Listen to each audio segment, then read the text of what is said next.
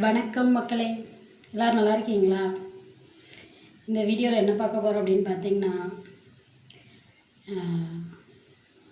பெத்த பிள்ளைங்க அப்பா அம்மாவை பார்த்துக்கல, கடைசி காலத்தில் இப்படி விட்டுட்டாங்க அப்படின்னு ரொம்பவே நம்ம கேள்விப்பட்டிருப்போம். ஆனால் வயசு உள்ள போது அவங்க எப்படி நம்மக்கிட்ட நடந்துக்கிறாங்க அப்படிங்கிறது ஒன்று இருக்குல்லங்க. சொல்லுங்கள் பார்ப்போம். இப்போ 4 பிள்ளைங்க பிறக்குது.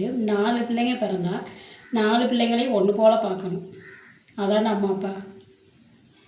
அப்படி தான் இருக்கணும். என்னோடய பார்வையில் அதான் சரி. ஆனால் உங்களுக்கு எப்படியோ எனக்கு தெரியல. ஆனால் இப்போ நிறைய எந்த பிள்ளை நல்லா இருக்கோ, வசதி வாய்ப்போடு இருக்கோ, அந்த பிள்ளை தான் எனக்கு முக்கியம் அப்படின்னு. இன்னும் சில பேர் பார்த்திங்கன்னா, அவன் என்கிட்ட பாசமாக பேசுகிறான், நீ என்கிட்ட பேசலை, அந்த மாதிரியும் சில பேர் ஒதுக்கி வைப்பாங்க பிள்ளைங்கள.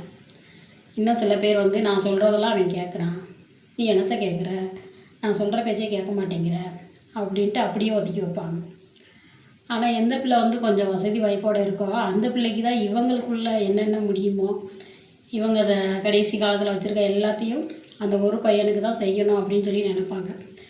ஆனால் அவங்க முடியாமல் படுத்துருக்கும் போது பார்த்திங்கன்னா, ஒரு பிள்ளை இல்லை 4 பிள்ளை இருந்தால் 4 பிள்ளையும் சேர்ந்து பார்க்கணும், அந்த மாதிரி தான் நினைப்பாங்க. கடைசி காலத்தில் என்னை அவன் வரல, அவன் பார்க்க வரல, இவன் பார்க்க வரல அப்படின்னா எப்படிங்க வருவாங்க? வரமாட்டாங்க. நானே நினச்சிருக்கேன், ஏன்டா இவ்வளோ வசதியாக இருக்காங்க, பெற்றவங்களை ஏன் கவனிக்க மாட்டேங்கிறாங்க அப்படின்னு நினச்சிருக்கேன். ஆனால் அது நமக்கு நடக்கும்போது தான் அது எதனால அப்படின்னு புரியுது.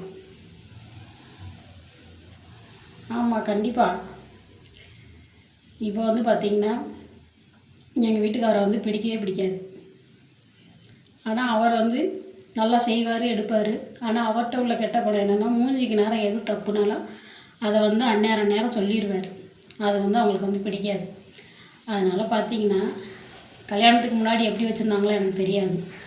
ஆனால் கல்யாணம் முடித்து வந்த பிறகு பார்த்திங்கன்னா, இப்போ வரைக்கும் ஆகாத பிள்ளை தான் அவர் ஆகாத பிள்ளை. அதனால நானும் என் பிள்ளைங்களுமே ஆகாதவங்க தான். அப்படி தான் இருக்குது எங்கள் நிலமை. ஆனால் கடைசி காலத்தில் கண்டிப்பாக போட்டி வரும். நான் மட்டும் எதுக்கு பார்க்குறேன், அவனும் சேர்ந்து பார்க்க சொல்லுங்கள் அப்படின்னு கண்டிப்பாக சொல்லுவாங்க. ஆனால் அந்த நேரம் நமக்கு தோணும்லங்க, அவங்க நம்மளை எப்படி வச்சுருந்தாங்க, என்னென்ன செஞ்சாங்க, நம்மக்கிட்ட எப்படியா நடந்துக்கிட்டாங்க அப்படின்னு நமக்கு தோணும்ல. ஆனால் ஈஸியாக சொல்லிடுவாங்க, நல்லா தானே இருக்கான், பார்க்க வேண்டியதானே அப்படின்னு. ஆனால் நம்ம வீட்டுக்குள்ளே என்ன நடக்குதுன்னு நமக்கு தான் தெரியும். உண்மை தானேங்க. எங்கள் வீட்டுக்காரெலாம் நிறைய வருத்தப்பட்டிருக்காரு.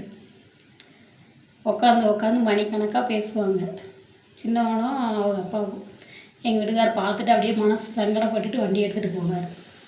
நம்ம கொஞ்சம் தள்ளி இருந்துட்டால் கூட தெரியாது, பக்கத்தில் அடுத்தடுத்த வீடு. அப்படிங்கும்போது அவர் மனசு எவ்வளோ கஷ்டப்படும், அதை புரிஞ்சுக்கிறவே மாட்டேங்கிறாங்க. ஆனால் நாளைக்கு அவங்க முடியாதப்ப அதே மையன் சொல்லுவான், அண்ணனையும் பார்க்க சொல்லு, நான் மட்டும் எதுக்கு பார்க்குறேன், என்னையும் மட்டும் பெத்த அப்படின்னு சொல்லி ஒரு பேச்சு வரும். அப்போ இவருக்கு தோணணும்லங்க, அப்போ பெற்றவங்களும் அந்த கடமையை கரெக்டாக செய்யணும். தப்பு செய்யாதவங்க யாருமே கிடையாது. அதுக்காண்டி அவங்க குணத்தை நம்ம மாற்ற முடியாது. அவங்களோட இயற்கை குணமே அதுதான். மூஞ்சிக்கு நேராக எதுனாலும் தப்புனா தப்புன்னு சொல்லிடுவார். அடுத்தவங்கள மாதிரி அவருக்கு நடிக்கவே தெரியாது. அது அவர் கூடவே பிறந்த குணம். என்னையவே அப்படி தான், ஒரு நேரம் நல்லா பேசுவார், ஒரு நேரம் படக்குன்னு பேசிடுவார், வஞ்சிருவார். அதுக்காக நான் அவரை வெறுத்து ஒதுக்கி வச்சுட்டு நான் வாழ முடியுமாங்க? என் பிள்ளைங்களும் நாங்களும் வாழ முடியுமா? அது அவரோட குணம், அப்படி தான் ஏற்றுக்கிட்டு தான் நாங்கள் வாழ்கிறோம். அதே பொறுமை சகிப்புத்தன்மையும் பெற்றவங்களுக்கு கிடையாது. இப்போ வரைக்கும் கல்யாணம் முடித்து வந்ததுலேருந்து இப்போ வரைக்கும் எங்களை ஒதுக்கி ஓரம் கட்டி வச்சு தான் பார்க்குறாங்க, வாழ்கிறாங்க. நமக்கு எல்லாத்துக்கும் உதவி செய்ய கண்டிப்பாக கடவுள் இருப்பாருங்க.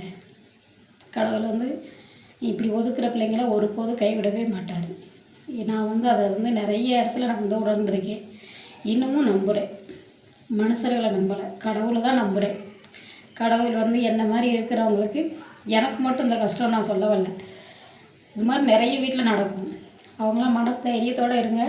கண்டிப்பாக நம்மள மாதிரி இருக்கிறவங்களுக்கு கடவுள் கண்டிப்பாக கை கொடுப்பார். மனுஷருக்கு உதவாட்டாலும் கடவுள் கண்டிப்பாக நம்மளை நிச்சயம் காப்பாற்றுவாருங்க. ஆமாம். நேற்று அது மாதிரி ஒரு வீடியோ போட்டிருந்தேன். நிறைய நிறைய பேர் பார்த்துருக்கீங்க. எனக்கு அது வந்து சந்தோஷம். நான் சொன்னது வந்து உண்மையை தான் சொல்லியிருக்கேன், பொய் சொல்லலை. இது இப்போ நடந்துக்கிட்டு இருக்க ஒரு இதுதான். ஓகே உறவுகளே, இது யாராச்சும் பெரியவங்க பார்க்குறீங்கன்னா பிள்ளைங்கிட்ட வந்து கண்டிப்பாக ஒன்று போல் நடந்துக்கோங்க. மனசை சங்கடப்படுத்தாதீங்க. நிறைய குறை வந்து 2 பிள்ளைங்கிட்டையுமே இருக்கும். அதை பேசி தீர்த்துக்கோங்க. வருஷ கணக்காக பேசாமல் இருந்துட்டு என்னத்தை சாதிக்க போகிறீங்க? ஒரு குழந்தையும் கிடையாது. சரிங்களா? ஓகே உறவுகளே, நம்ம வீடியோ பிடிச்சா லைக் போடுங்க, சப்போர்ட் பண்ணுங்கள். ஓகே, பாய்.